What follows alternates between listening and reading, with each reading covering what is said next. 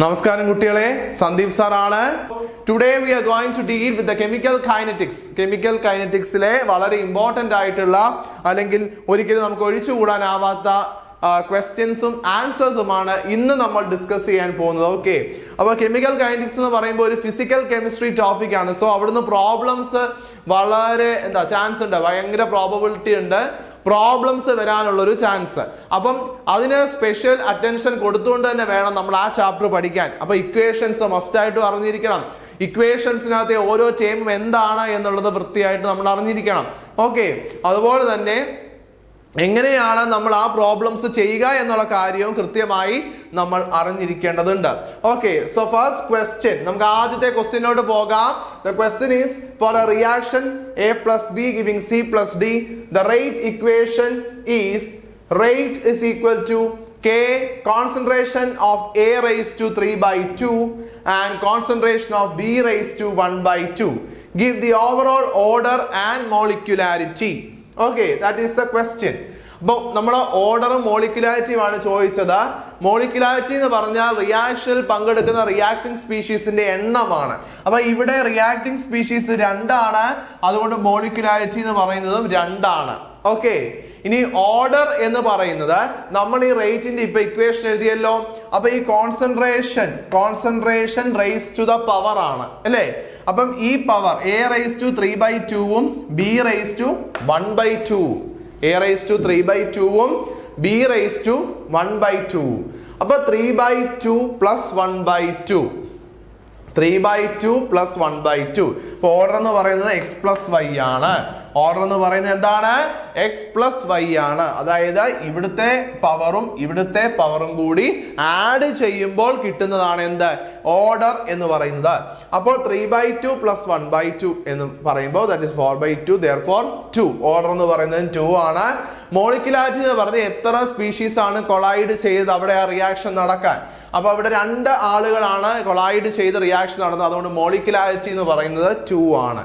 ഇനി the second question, the temperature dependence of rate of chemical reaction can be explained by Arrhenius equation. നമ്മൾ ഇവിടെ ഒരു chemical റിയാക്ഷന്റെ temperature dependence, ആ temperature dependence നമ്മൾ Arrhenius equation വെച്ചിട്ടാണ് represent ചെയ്യുന്നത്. അങ്ങനെയാണെങ്കിൽ ഗിവ് അരീനിയസ് ഇക്വേഷൻ. വളരെ ഇമ്പോർട്ടന്റ് ആണ് അരീനിയസ് ഇക്വേഷൻ എന്ന് പറയുന്നത്. അരീനിയസ് ഇക്വേഷൻ അവിടെ നമ്മൾ ഡിസ്കസ് ചെയ്യുന്നത് ടെമ്പറേച്ചർ ഡിപ്പെൻഡ്, അതായത് കെമിക്കൽ റിയാക്ഷനെ അതിന്റെ റേറ്റിനെ ടെമ്പറേച്ചർ എങ്ങനെയാണ് ഡിപ്പെൻഡ് ചെയ്യുന്നത് എന്നുള്ളതാണ് നമ്മൾ പഠിക്കുന്നത്. അപ്പോൾ അരീനിയസ് ഇക്വേഷന്റെ 2 ഫോംസ് ഉണ്ട്. First one K is equal to A e raised to minus EA by RT. വളരെ ഇമ്പോർട്ടന്റ് ആണ്. K is equal to A e raised to minus EA by RT, where EA is the activation energy, R is the universal gas constant, T is the temperature. A എന്ന് പറയുന്ന ഒരു constant ആണ്. അപ്പോ ആ equation important ആണ്. ഇനി problem ഒക്കെ ചെയ്യാൻ വേണ്ടി നമുക്ക് ആവശ്യം വരുന്നൊരു ഇക്വേഷൻ ആണ് ഇത്. log K2/K1 is equal to EA by 2.303 R T2 minus T1 by T1 dot T2.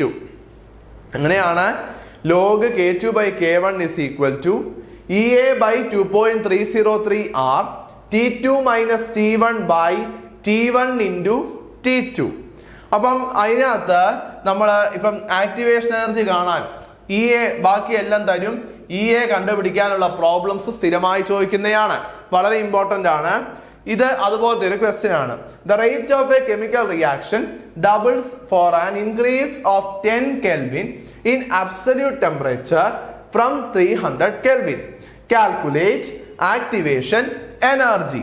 അതായത് നമുക്കിവിടെ തന്നിരിക്കുന്നു ഒരു കെമിക്കൽ റിയാക്ഷന്റെ റേറ്റ് എന്ന് പറയുന്നത് ഡബിൾ ആകും എപ്പോൾ? For an increase of 10 Kelvin. അതായത് നമ്മുടെ ടെമ്പറേച്ചറിൽ 10 Kelvin കൂടുമ്പോൾ, 10 Kelvin ടെമ്പറേച്ചറിൽ കൂടുമ്പോൾ എവിടെ നിന്നും 300 Kelvin. അപ്പൊ ഇതെന്താണ്? T1 ആണ്. T2 എന്ന് പറയുമ്പോൾ എത്ര വരും? 310 വരും അല്ലേ? 310 വരും T2. കാര്യം 300 plus 10. അപ്പം 310 എന്ന് പറയുന്ന ടെമ്പറേച്ചറിലേക്ക് എത്തിയപ്പോൾ റേറ്റ് ഡബിൾ ആയി. അതായത് ഫസ്റ്റ് റേറ്റ് K1 ആണെങ്കിൽ, ഫസ്റ്റ് റേറ്റ് K1 ആണെങ്കിൽ 10 കെൽവിൻ കൂടി കൂടിയപ്പോൾ അതിന്റെ റേറ്റ് 2 × K1 ആയി. അതായത് ഫസ്റ്റ് റിയാക്ഷന്റെ റേറ്റിന്റെ ഡബിൾ ആയി, 2K1. Okay, 2K1. K2 is equal to 2K1. അപ്പൊ അത് നമ്മൾ അറിയണം. കാര്യം എന്താണ്?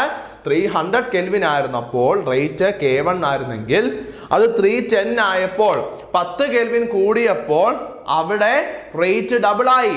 ഓക്കെ, അപ്പോൾ 310 ആയപ്പോൾ അപ്പൊ K2 എന്ന് പറയുന്നത് 2 × K1 ആണ്. ഓക്കെ, ഇനി ഇക്വേഷൻ എന്താണ്? Log K2/K1. അപ്പൊ K2 എന്ന് പറഞ്ഞാൽ 2K1/K1. K1 K1 ക്യാൻസൽ ആയി പോകും. Is equal to EA/2.303 R. ആറിന്റെ വാല്യൂ 8.314. T2 എന്ന് പറയുന്നത് എന്താ? 300 + 10 ആണ്. അപ്പൊ 310 മൈനസ് T1 എന്ന് പറയുന്നത് 300 ഡിവൈഡഡ് ബൈ T1 × T2 310 × 300. 310 × 300. അപ്പൊ നോക്കിയേ, EA is equal to log 2 × എങ്ങനെയാ? നമ്മൾ ഇങ്ങനെ ഈ K1 ഉം K1 ഉം ക്യാൻസൽ ആയി പോകും അല്ലെ. അപ്പൊ log 2 EA is equal to log 2 × 2.303 × 8.314 × 310 × 300 divided by 310 minus 300 എത്ര? 10 ഡിവൈഡഡ് ബൈ 10. അപ്പൊ നോക്കിക്കേ, ഫൈനൽ ആൻസർ ഇത് ചെയ്യുമ്പോഴത്തേക്കും ഇങ്ങനെ വരും, -53.5 കിലോ ജൂൾ. ഇനി കിലോ ജൂൾ അല്ല, ജൂളിലാണെങ്കിൽ 53,500 എന്നും വരും. ഓക്കെ, അപ്പൊ ഇങ്ങനത്തെ പ്രോബ്ലം വളരെ ഇമ്പോർട്ടന്റ് ആണ്. ഇതുപോലത്തെ പ്രോബ്ലംസ് നമുക്ക് സ്ഥിരമായി ചോദിക്കുന്നതാണ്. വളരെ കാര്യമായി നിങ്ങൾ പഠിച്ചിരിക്കണം, അറിഞ്ഞിരിക്കണം. ഈ ഇക്വേഷൻ നല്ല വൃത്തിയായിട്ട് പഠിക്കണം. ഇതുമായി ബന്ധപ്പെട്ടുള്ള പ്രോബ്ലംസ് ചെയ്യാനും വളരെ കാര്യമായി നിങ്ങൾ നോക്കേണ്ടതാണ് കേട്ടോ. നന്നായിട്ട് ടൈം എടുത്ത് തന്നെ ഇതൊക്കെ ചെയ്ത് പഠിച്ച് സെറ്റ് ആക്കേണ്ടതാണ്. ഓക്കെ, അപ്പോ നമുക്ക് അടുത്ത ക്വസ്റ്റ്യനിലേക്ക് പോകാം. ഓക്കെ, അപ്പൊ നമ്മൾ വളരെ ഇമ്പോർട്ടന്റ് ആയിട്ടുള്ള ഇനിയും നമ്മുടെ കെമിക്കൽ കൈനറ്റിക്സിലെ വളരെ ഇമ്പോർട്ടന്റ് ആയിട്ടുള്ള നെക്സ്റ്റ് ഇതാണ് integrated rate equations. Integrated rate equations ഭയങ്കര ഇമ്പോർട്ടന്റ് ആണ്. അപ്പൊ ചില സാഹചര്യത്തിലെങ്കിലും ഡെറിവേഷൻ ചിലപ്പോൾ, അത് ഷുവർ അല്ല, പ്രോബബിലിറ്റി കുറവാണ്, പക്ഷെ എങ്ങാനും ചോദിച്ചാൽ വളരെ സിമ്പിളായിട്ട് എഴുതാൻ പറ്റുന്ന രീതിയിൽ ഒരു 3-4 സ്റ്റെപ്പ് വെച്ച് ഒന്ന് വളരെ സിമ്പിളായിട്ട് എഴുതുന്ന രീതിക്ക് ഒന്ന് നോക്കിയേക്കണം. പക്ഷെ അതിനേക്കാൾ അപ്പുറം പ്രോബ്ലംസ്, ഈ ഇക്വേഷൻസ് ബൈഹേർട്ട് ചെയ്യുക എന്നുള്ളത് അത്യാവശ്യമാണ്. കാര്യം ഇക്വേഷൻസ് ബൈഹേർട്ട് ചെയ്താൽ മാത്രമേ നമുക്ക് പ്രോബ്ലംസ് വരുമ്പോൾ വലിയ പ്രശ്നമില്ലാതെ അങ്ങ് ചെയ്യാൻ പറ്റത്തുള്ളൂ. അപ്പൊ ഇക്വേഷൻസ് ബൈഹേർട്ട് ചെയ്യണം. അതുപോലെ അതിനകത്തെ ഓരോ ടേമും എന്താണ് എന്നുള്ളത് വളരെ കൃത്യമായി അറിയേണ്ടതും ഇമ്പോർട്ടൻ്റ് ആണ്. അപ്പോൾ ഒരു integrated rate equation zero order reaction ആണെങ്കിൽ സീറോ ഓർഡർ റിയാക്ഷൻ നോക്കാം. ഈ സീറോ ഓർഡർ റിയാക്ഷൻ ആണെങ്കിൽ അതിന്റെ ഇക്വേഷൻ ആണ് K is equal to concentration of R0 minus concentration of R divided by T. Concentration of R0 എന്ന് പറഞ്ഞാൽ ഇനീഷ്യൽ കോൺസെൻട്രേഷൻ അല്ലേ. അപ്പം initial concentration minus final concentration divided by the time taken. ഇതാണ് എന്ത്? Zero order റിയാക്ഷന്റെ rate equation എന്ന് പറയുന്നത്.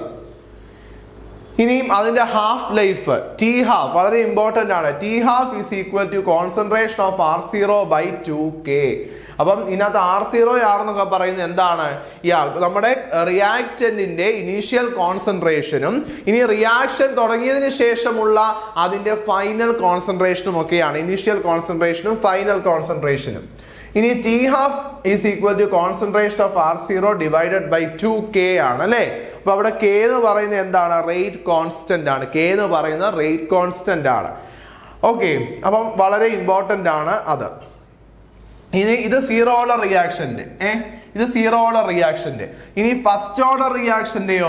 First order റിയാക്ഷന്റെ ഇക്വേഷൻ ഇങ്ങനെയാണ്. K is equal to 2.303 by T log concentration of R0 divided by concentration of R. K is equal to 2.303 by T log concentration of R0 by concentration of R. അതാണ് first order റിയാക്ഷന്റെ rate equation എന്ന് പറയുന്നത്. ഇനി അതിന്റെ half life T half is equal to 0.693 by K. T half എന്ന് പറയുന്നത് 0.693 by K. അപ്പം ചോദിക്കും ഇതിന് ഏതിന്റെ ഹാഫ് ലൈഫ് ആണ് ഇനീഷ്യൽ കോൺസെൻട്രേഷനെ ഡിപ്പെൻഡ് ചെയ്യാത്തത്? അതായത് ഫസ്റ്റ് ഓർഡർ റിയാക്ഷന്റെ ഹാഫ് ലൈഫ് എന്തിനെ ഡിപ്പെൻഡ് ചെയ്യുന്നില്ല? ഇനീഷ്യൽ കോൺസെൻട്രേഷനെ ഡിപ്പെൻഡ് ചെയ്യുന്നില്ല. ഇനീഷ്യൽ കോൺസെൻട്രേഷനെ അവിടെ ഡിപ്പെൻഡ് ചെയ്യുന്നില്ല. പക്ഷെ ഇവിടെ ഇനീഷ്യൽ കോൺസെൻട്രേഷനെ ഡിപ്പെൻഡ് ചെയ്യുന്നുണ്ട്. ഒരു സീറോ ഓർഡർ റിയാക്ഷന്റെ കേസിൽ അതിന്റെ ഹാഫ് ലൈഫ് ഇനീഷ്യൽ കോൺസെൻട്രേഷനെ ഡിപ്പെൻഡ് ചെയ്യുന്നുണ്ട്. പക്ഷെ ഫസ്റ്റ് ഓർഡർ റിയാക്ഷനിലെ ഹാഫ് ലൈഫ് ഇനീഷ്യൽ കോൺസെൻട്രേഷനെ എന്ത് ചെയ്യുന്നില്ല? ഡിപ്പെൻഡ് ചെയ്യുന്നില്ല. ഇനിയും ഇത് രണ്ടും ഗ്രാഫാണ്. ഇതാണ് ഫസ്റ്റ് ഓർഡർ സീറോ ഓർഡറിന്റെ ഗ്രാഫ്. ഓക്കെ, ഇതാണ് സീറോ ഓർഡർ റിയാക്ഷന്റെ ഗ്രാഫ് എന്ന് പറയുന്നത്. അപ്പം നമ്മൾ ഗ്രാഫ് വെച്ച് ഐഡന്റിഫൈ ചെയ്യാൻ പഠിക്കണം. ഇപ്പൊ ഒരു ഗ്രാഫ് തന്നു, ഗ്രാഫ് വന്നിട്ട് ഇത് ഏത് റിയാക്ഷൻ ആണ്, ഇത് ഏത് ഓർഡർ ആണെന്ന് ചോദിച്ചാൽ അത് നമുക്ക് പറയാൻ പറ്റണം. അപ്പൊ ഗ്രാഫ് വെച്ച് നമ്മൾ കൃത്യമായിട്ട് പഠിക്കേണ്ടതുണ്ട്. അപ്പൊ ആക്സിസുകൾ നോക്കുക. ഇവിടെ എക്സ് ആക്സിസില് ടൈമും വൈ ആക്സിസിൽ കോൺസെൻട്രേഷനുമാണ് എവിടെ? സീറോ ഓർഡർ റിയാക്ഷന്റെ കേസിൽ. ഇനി ഫസ്റ്റ് ഓർഡർ റിയാക്ഷൻ വരുമ്പോൾ എക്സ് ആക്സിസിൽ ടൈമും വൈ ആക്സിസിൽ log concentration of R0 by concentration of R ആണ്. Log concentration of R0 by concentration of R ആണ്. ഈ സ്ലോപ്പ് K ആണ് ഇവിടുത്തെ സ്ലോപ്പ്. ഇവിടുത്തെ സ്ലോപ്പ് എന്ന് പറഞ്ഞാൽ K ബൈ 2.303 ആണ്. അപ്പൊ ഇത്രയും കാര്യങ്ങളും കൃത്യമായിട്ട് നോക്കേണ്ടത് വളരെ അത്യാവശ്യമാണ്. ഇതുമായി ബന്ധപ്പെട്ട പ്രോബ്ലംസ് ഇമ്പോർട്ടന്റ് ആണ്, ഗ്രാഫ് ഇമ്പോർട്ടന്റ് ആണ്, അതുപോലെ തന്നെ ഡെറിവേഷനും കുറച്ച് ഇമ്പോർട്ടന്റ് ആണ്. അപ്പം അത്യാവശ്യം ഡെറിവേഷൻ ഒന്ന് നോക്കുന്ന രീതിയിൽ ഒന്ന് നോക്കിയും കൂടെ വെച്ചേക്കുക. ഓക്കെ ആണോ? അപ്പൊ അടുത്തതിലേക്ക് നമുക്ക് പോകാം. ഓക്കെ കുട്ടികളെ, നമ്മൾ അടുത്ത ക്വസ്റ്റ്യനിലേക്ക് പോവാണ്. The question is a first order reaction is found to have a rate constant K which is equal to 5.5 into 10 raised to minus 14 second raised to minus 1. Find out the half life of the reaction. അപ്പോൾ നമ്മൾ already പറഞ്ഞു integrated rate equations are very important. അതിന്റെ half life ആണെങ്കിലും അല്ലാത്ത equation ആണെങ്കിലും വളരെ important ആണ്. Must ആയിട്ട് നമ്മൾ പഠിക്കേണ്ടതാണ്, ഓർത്ത് വെക്കേണ്ടതാണ് എന്ന് ഓൾറെഡി പറഞ്ഞു. അപ്പോൾ ഇവിടെ പറഞ്ഞിരിക്കുന്നത് K നമുക്ക് തന്നിട്ടുണ്ട്. Find out the half life of the reaction. T half ആണ് കാണേണ്ടത്. അതൊരു ഫസ്റ്റ് ഓർഡർ റിയാക്ഷൻ ആണ്. അപ്പൊ ഫസ്റ്റ് ഓർഡർ റിയാക്ഷന്റെ ടി ഹാഫ് എന്ന് പറയുന്നത് T half is equal to 0.693 by K ആണ് അല്ലെ? T half is equal to 0.693 by K ആണ്. അപ്പൊ ഇവിടെ K തന്നിട്ടുണ്ട്. That is 5.5 into 10 raised to minus 14. അത് സബ്സ്റ്റിറ്റ്യൂട്ട് ചെയ്യുക. 5.5 into 10 raised to minus 14 എന്ന് നമ്മൾ കൊടുക്കുന്നു. അവിടെ സബ്സ്റ്റിറ്റ്യൂട്ട് ചെയ്യുന്നു. ഈ രണ്ടും ഡിവൈഡ് ചെയ്യുമ്പോൾ നമുക്ക് 1.26 into 10 raised to 13 എന്ന ആൻസർ കിട്ടും. അപ്പം ഇതാണ് എന്ത്? ആ റിയാക്ഷന്റെ ഫസ്റ്റ് ഓർഡർ റിയാക്ഷന്റെ ഹാഫ് ലൈഫ് എന്ന് പറയുന്നത് T half is equal to 0.693 divided by K ചെയ്യുമ്പോൾ കിട്ടുന്നതാണ് അതിന്റെ എന്ത്? ഹാഫ് ലൈഫ്, അല്ലെങ്കിൽ അത് ഹാഫ് ആവാൻ എടുക്കുന്ന ടൈം എന്ന് പറയുന്നത് അതാണ്. ഇനി വളരെ ഇമ്പോർട്ടന്റ് ആയിട്ടുള്ള മറ്റൊരു ക്വസ്റ്റ്യൻ ആണ് ഡിഫറൻസ് ബിറ്റ്വീൻ ഓർഡർ ആൻഡ് മോളിക്യുലാരിറ്റി. എന്താണ് ഓർഡർ, എന്താണ് മോളിക്യുലാരിറ്റി? വളരെ ഇമ്പോർട്ടന്റ് ആണ്. അപ്പൊ അതിന്റെ ഡിഫറൻസ് നമ്മൾ അറിയണം. ഓർഡർ എന്ന് പറയുമ്പം അവിടെ സം ഓഫ് പവേഴ്സ് ആണ്. Sum of powers of concentration terms. നമ്മൾ ഫസ്റ്റ് കേസ് കണ്ടിരുന്നു. നമ്മൾ ഇക്വേഷൻ എഴുതുമ്പം റേറ്റ് എഴുതുമ്പോൾ K into concentration of A raised to 1/2 concentration of B raised to 3/2 ആണെങ്കിൽ ആ concentration raised to that power, ആ കോൺസെൻട്രേഷന് മുകളിൽ കിടക്കുന്ന പവേഴ്സ് തമ്മിൽ സമ്മ് ചെയ്യുമ്പോൾ കിട്ടുന്ന ഫൈനൽ ആൻസർ ആണ് എന്ത്? അതിന്റെ ഓർഡർ എന്ന് പറയുന്നത്. ഇനി മോളിക്യുലാരിറ്റി എന്ന് പറഞ്ഞാൽ എന്താണ്? It is the number of reacting species. അതായത് എത്ര റിയാക്ടിങ് സ്പീഷീസുകൾ തമ്മിൽ റിയാക്ട് ചെയ്താണ് ഒരു പെർട്ടിക്കുലർ റിയാക്ഷൻ നടന്നത്, ആ നമ്പറാണ് മോളിക്യുലാരിറ്റി എന്ന് പറയുന്നത്. ഇപ്പൊ രണ്ട് റിയാക്ടിങ് സ്പീഷീസ് നമ്മുടെ ഇക്വേഷനകത്ത് ഉണ്ടെങ്കിൽ അതിന്റെ മോളിക്കുലാരിറ്റി എന്ന് പറയുന്നത് എത്ര ആയിരിക്കും? 2 ആയിരിക്കും. അതാണ് ഒന്നാമത്തെ ഡിഫറൻസ്. ഇനി രണ്ടാമത്തെ ഡിഫറൻസ് എന്ന് പറഞ്ഞാൽ ഓർഡർ വാല്യൂസ് എന്തുമാകാം. ഇറ്റ് ക്യാൻ ബി 0, അത് 0 ആകാം, അത് നെഗറ്റീവ് ആകാം, ഇനിയും എന്തുമാകാം, ഫ്രാക്ഷൻ ആണെങ്കിലും ആകാം. എന്ത് ഓർഡർ എന്ന് പറയുന്നത് 0 ആകാം, നെഗറ്റീവ് ആകാം, ഫ്രാക്ഷൻ ആകാം. പക്ഷെ മോളിക്കുലാരിറ്റി എന്ന് പറയുന്നത് എപ്പോഴും ഇന്റഗ്രൽ വാല്യൂസ് മാത്രമേ കിട്ടുള്ളൂ. ഫ്രാക്ഷണൽ ആയിട്ടുള്ള വാല്യൂസ് ഒന്നും മോളിക്കുലാരിറ്റിയെ സംബന്ധിച്ച് ഒരിക്കലും കിട്ടത്തില്ല. എപ്പോഴും നമുക്ക് കിട്ടുന്നത് ഇന്റിജേഴ്സ് ആയിരിക്കും. ഇനി മൂന്നാമത്തെ അതിന്റെ കാര്യം എന്ന് പറയുന്നത് ഓർഡർ എന്ന് പറയുന്നത് ഒരു എക്സ്പെരിമെന്റൽ ക്വാണ്ടിറ്റി ആണ്. ഓർഡർ എന്ന് പറയുന്നത് എന്താണ്? എക്സ്പെരിമെന്റൽ ക്വാണ്ടിറ്റി ആണ്. ഇനി മോളിക്കുലാരിറ്റി എന്ന് പറയുന്നത് തിയററ്റിക്കൽ ആണ്. മോളിക്കുലാരിറ്റി എന്ന് പറയുന്നത് എന്താണ്? തിയററ്റിക്കൽ ആണ്. അപ്പൊ ഓർഡർ എന്ന് പറയുന്നത് എക്സ്പെരിമെന്റൽ ആണ്, മോളിക്കുലാരിറ്റി എന്ന് പറയുന്നത് തിയററ്റിക്കൽ ആയിട്ടുള്ളൊരു വാല്യൂ ആണ്. അപ്പൊ ഇതാണ് ഓർഡറും മോളിക്കുലാരിറ്റി തമ്മിലുള്ള ഡിഫറൻസ് ചോദിച്ചാൽ വളരെ ഇതായിട്ട് നമുക്ക് വളരെ സിമ്പിൾ ആയിട്ട് നമുക്ക് എഴുതാൻ പറ്റുന്ന ഒരു കമ്പാരിസൺ അല്ലെങ്കിൽ ഡിഫറൻസ് ആണ് ഓർഡർ ആൻഡ് മോളിക്കുലാരിറ്റി. ഓക്കെ ആണോ മക്കളെ? ഇതുവരെയുള്ളത് ക്ലിയർ ആണോ? എല്ലാവർക്കും മനസ്സിലാവുന്നുണ്ടെന്നാണ് സാർ വിചാരിക്കുന്നത്. അത്യാവശ്യം കാര്യങ്ങളെല്ലാം നിങ്ങൾക്ക് വളരെ ഷോർട്ടായിട്ട് വളരെ വേണ്ട കാര്യങ്ങൾ മാത്രം ഉൾപ്പെടുത്തിക്കൊണ്ടാണ് കാര്യം ചെയ്യുന്നത്. അപ്പം നിങ്ങൾ അത് എന്ത് ചെയ്യണം? ഒന്നും വിടരുത്, ഒന്നും സ്കിപ്പ് ചെയ്യാൻ പാടില്ല. മാക്സിമം ആളുകളിലേക്ക് അത് എത്തിക്കണം. കാര്യം എല്ലാവർക്കും എന്ത് കിട്ടണം, അതിന്റെ ബെനിഫിറ്റ് കിട്ടേണ്ട ആവശ്യകതയുണ്ട്. അപ്പോൾ ഏറ്റവും വളരെ പെട്ടെന്ന് ആളുകളിലേക്ക് അത് എത്തിക്കേണ്ടതാണ്. വളരെ പെട്ടെന്ന് നിങ്ങൾ പഠിക്കുകയും കൂടി ചെയ്യേണ്ടതാണ്. പഠിച്ചത് മാറ്റി വെക്കേണ്ടതാണ്. ഓക്കെ, അപ്പൊ നമുക്ക് അടുത്തതിലേക്ക് പോകാം. ഓക്കെ അല്ലേ? അടുത്തതിലേക്ക് പോകാമല്ലോ. Okay, yes. ഓക്കെ കുട്ടികളെ, അപ്പൊ നമുക്കറിയാം ഇതിനകത്ത് ഏറ്റവും ഇമ്പോർട്ടന്റ് ആയിട്ടുള്ളതാണ് zero order reaction, first order reaction, pseudo first ഓർഡറും അതുപോലെ തന്നെ സെക്കൻഡ് ഓർഡറും. അപ്പൊ ഈ 4 ഓർഡർ റിയാക്ഷൻസിനെ പറ്റി വളരെ ബേസിക് ആയിട്ട് നമ്മൾ അറിഞ്ഞിരിക്കേണ്ട ചില കാര്യങ്ങളുണ്ട്. അത്യാവശ്യമായിട്ട് അറിഞ്ഞിരിക്കേണ്ടതാണ് എക്സാമ്പിൾസും അതുപോലെ തന്നെ അതിന്റെ യൂണിറ്റ്സും. എക്സാമ്പിൾസും അതുപോലെ തന്നെ അതിന്റെ യൂണിറ്റും വളരെ ഇമ്പോർട്ടൻ്റ് ആണ്. അത്യാവശ്യം വളരെ ഇമ്പോർട്ടൻ്റ് ആയിട്ടുള്ള ഒരു സംഭവമാണ് അതെന്ന് പറയുന്നത്. ഓക്കെ, അപ്പൊ ആദ്യം നമുക്ക് എക്സാമ്പിളിലേക്ക് പോവുകയാണെങ്കിൽ decomposition of ammonia, zero order റിയാക്ഷൻ്റെ ഒരു എക്സാമ്പിൾ ആണ് decomposition of ammonia. Decomposition of ammonia NH3യുടെ decomposition on hot platinum surface. Okay, അത് സീറോ ഓർഡറിന്റെ ഒരു എക്സാമ്പിൾ ആണ്. ഇനി ഫസ്റ്റ് ഓർഡറിന്റെ എക്സാമ്പിൾ ആണ് decomposition of hydrogen peroxide. Decomposition of hydrogen peroxide എഴുതിയെടുത്തോണം കേട്ടോ. ഫസ്റ്റ് ഓർഡറിന്റെ എക്സാമ്പിൾ ആണ് ഡീകമ്പോസിഷൻ ഓഫ് ഹൈഡ്രോജൻ പെറോക്സൈഡ്. അതുപോലെ സ്യൂഡോ ഫസ്റ്റ് ഓർഡർ റിയാക്ഷൻ എന്ന് പറഞ്ഞാൽ എന്താണ്? നമുക്ക് തോന്നും ആ റിയാക്ഷനെ കാണുമ്പോൾ അത് ബൈമോളിക്കുലർ ആണ്, പക്ഷെ അതെന്തല്ല, ബൈമോളിക്കുലർ അല്ലായിരിക്കും, യൂണിമോളിക്കുലർ ആയിരിക്കും. അങ്ങനത്തെ റിയാക്ഷൻസ് ആണ് എന്ത്? Pseudo first order reaction. അപ്പം എന്താണ് സ്യൂഡോ ഫസ്റ്റ് ഓർഡർ റിയാക്ഷൻ എന്ന് നമ്മൾ തീർച്ചയായിട്ടും അറിഞ്ഞിരിക്കണം. അതുപോലെ തന്നെ അതിന്റെ എക്സാമ്പിളും അറിയണം. Acidic hydrolysis of ethyl acetate ആണ് അതിന് ഒരു എക്സാമ്പിൾ. അസിഡിക് ഹൈഡ്രോളിസിസ് ഓഫ്, അതായത് ഈഥൈൽ അസറ്റേറ്റ് എന്ന് പറയുന്ന ഒരു എസ്റ്റർ ആണ്. അപ്പൊ എസ്റ്ററിന്റെ അസിഡിക് ഹൈഡ്രോളിസിസ് എന്ന് പറയുന്നത് സ്യൂഡോ ഫസ്റ്റ് ഓർഡർ റിയാക്ഷന് എക്സാമ്പിൾ ആണ്. ഓക്കെ, സെക്കൻഡ് ഓർഡർ റിയാക്ഷന്റെ എക്സാമ്പിൾ ഏതാണ് എന്ന് നമ്മൾ അറിഞ്ഞിരിക്കേണ്ടതുണ്ട്. Which is the example of second order reaction. നോക്കാം നമുക്ക്.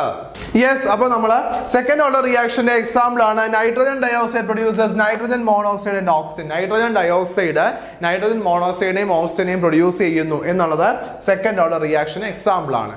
ഇനി നമുക്ക് വളരെ ഇമ്പോർട്ടന്റ് ആയിട്ട് നോക്കേണ്ടത് യൂണിറ്റ്സ് ആണ്. യൂണിറ്റ്സ്, അതായത് എന്താണ് സീറോ ഓർഡർ റിയാക്ഷന്റെ യൂണിറ്റ് എന്താണ്? സീറോ ഓർഡർ റിയാക്ഷന്റെ യൂണിറ്റ് എന്ന് പറയുന്നത് mole litre raise to -1 second raise to -1 ആണ്. Mole litre raise to -1 second raised to -1 is the unit of a zero order reaction. Zero order reaction ന്റെ unit ആണ്. First order റിയാക്ഷന്റെ unit ആണ് second raise to minus one. First order റിയാക്ഷന്റെ unit ആണ് second raise to minus one.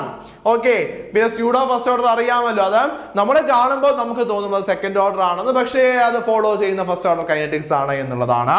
ഇനിയും second order റിയാക്ഷന്റെ unit ആണ് litre mole raise to minus one s raise to minus one. Litre mole raise to minus one s raise to minus one എന്ന് പറയുന്നതാണ് second order റിയാക്ഷന്റെ unit എന്ന് പറയുന്നത്. Okay, അപ്പൊ ഇത്രയും units and examples are very important. അപ്പൊ നിങ്ങൾ വളരെ കാര്യമായി ഇത് പഠിക്കേണ്ടത് അത്യാവശ്യമാണ്, വളരെ ഇമ്പോർട്ടന്റ് ആണ്. അത് എഴുതി തന്നെ പഠിക്കണം. കാര്യം എക്സാമ്പിൾസും യൂണിറ്റ്സും ഒക്കെ ചോദിക്കാറുണ്ട് വൺ വേർഡ് ഒക്കെ ആയിട്ട്.